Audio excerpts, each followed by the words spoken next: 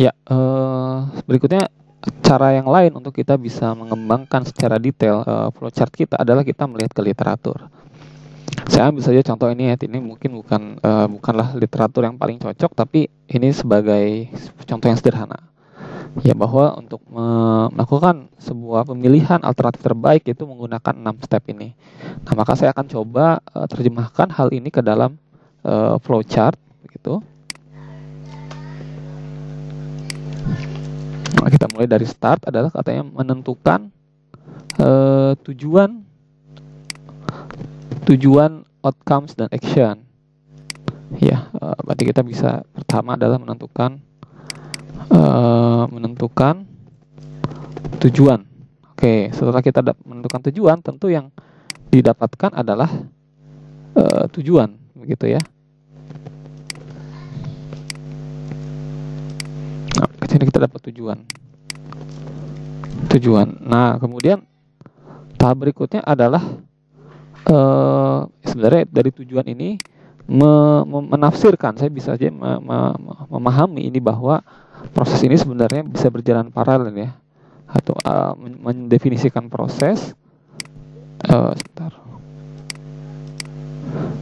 ya, dan juga memperjelas kriteria. Nah, dari tujuan ini, nah juga tadi tujuan, kemudian menerjemahkan tujuan menjadi proses, misalnya tadi ya, menerjemahkan atau menentukan proses sesuai dengan poin nomor 2 ini, menentukan proses yang dapat memenuhi tujuan. Nah, dari tujuan ini juga ini sangat cocok ya, berarti kan input untuk menentukan proses memenuhi tujuan kita memang butuh input tujuan. Dan untuk bisa tahap berikutnya apa setelah menentukan tujuan ini kita terjemahkan menjadi kriteria pemilihan alternatif. Oke, nah jadi saya sudah mengerjakan yang nomor 3 ini begitu ya. Saya mungkin beri nomor supaya lebih jelas. Saya mengacu kepada standar begitu atau referensi. Nah, kemudian tahap berikutnya adalah setelah mendapatkan kriteria kita mengembangkan alternatif. Oke. Nah, dari proses yang ada dan juga dari sebenarnya sebenarnya di sini ya, mungkin kita bisa, ini memang harus perlu tricky juga nih kita menentukan arah panahnya. Nah, selanjutnya adalah berarti ini kan kita mendapatkan proses ya. Proses. Nah, dari proses yang akan dilakukan tersebut kita mungkin jelas ya kalau kita tujuannya tadi adalah ingin pergi dari kosan ke kampus, maka proses kita adalah berjalan ya. Nah, atau ya bisa jadi dikatakan seperti ini ya, menentukan alternatif proses. Nah, berarti ini kan kita bisa katakan bahwa ini adalah alternatif proses. Nah, ini kita dapat berarti sini poin ini adalah alternatif proses. Jadi supaya sinkron nih, input output proses harus selalu kita jaga sinkronnya. Alternatif proses. Nah, kemudian dari alternatif proses ini kita coba lakukan penilaian ya. Penilaian terhadap alternatif proses gitu. Jadi kita membandingkan di proses mana yang lebih baik. Nah, dalam hal ini prosesnya adalah berangkat dari kampus begitu ya ke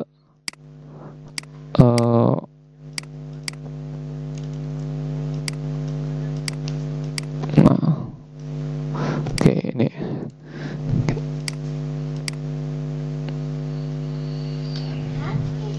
nah ini seperti ini ya, meskipun ini kalau flowchart harusnya panahnya di atas ya.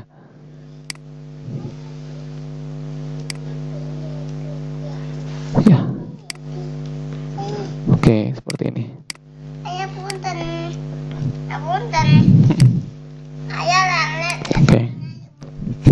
Oke, nah selanjutnya ini kriteria penilaian. Jadi sini ada alternatif proses, di sini kriteria penilaian, maka kita bisa melakukan penilaian terhadap alternatif proses. Ya, evaluate ya. Nah, ini jadi nomor 2 ini sekaligus nomor 4 ya, 2 dan 4. Ya. Nah, kemudian penilaian terhadap alternatif proses ini adalah nomor 5. Nah, mungkin ini kita perdetail ya, penilaian terhadap proses. Nah, kita dapatkan apa outputnya dari proses ini. Outputnya adalah nilai masing-masing alternatif, begitu ya.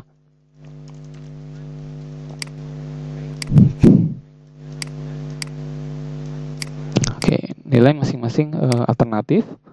Maka selanjutnya kita lakukan apa? Kita bandingkan, ya, bandingkan antara alternatif.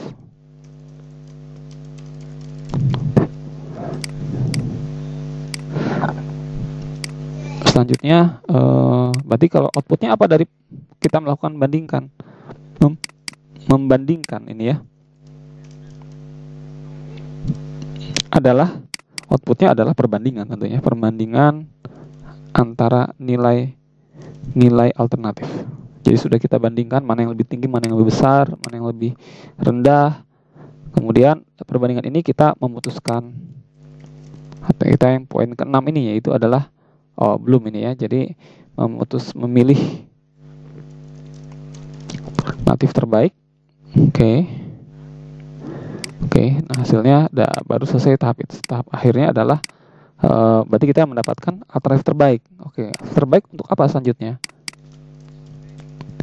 Terbaik. Nah, alternatif terbaik ini kemudian sesuai panduan di sini adalah sesuai referensi, kita lakukan dokumentasi, begitu ya. Oke, kita lakukan dokumentasi dari alternatif. Oke, dokumentasi dari alternatif ini. Nah, kemudian baru tahap terakhir adalah N. Oke, nah jadi bisa dengan cara seperti ini ya. Kita bisa menggunakan sebuah framework atau teori yang ada kita miliki, lalu kita kembangkan flowchartnya, tapi tetap kita coba jaga input dan outputnya tetap sinkron ya, bahwa ini outputnya apa, perbandingan, maka dia menjadi input untuk proses berikutnya, yaitu memilih alternatif terbaik, lalu alternatif dan seterusnya. Oke.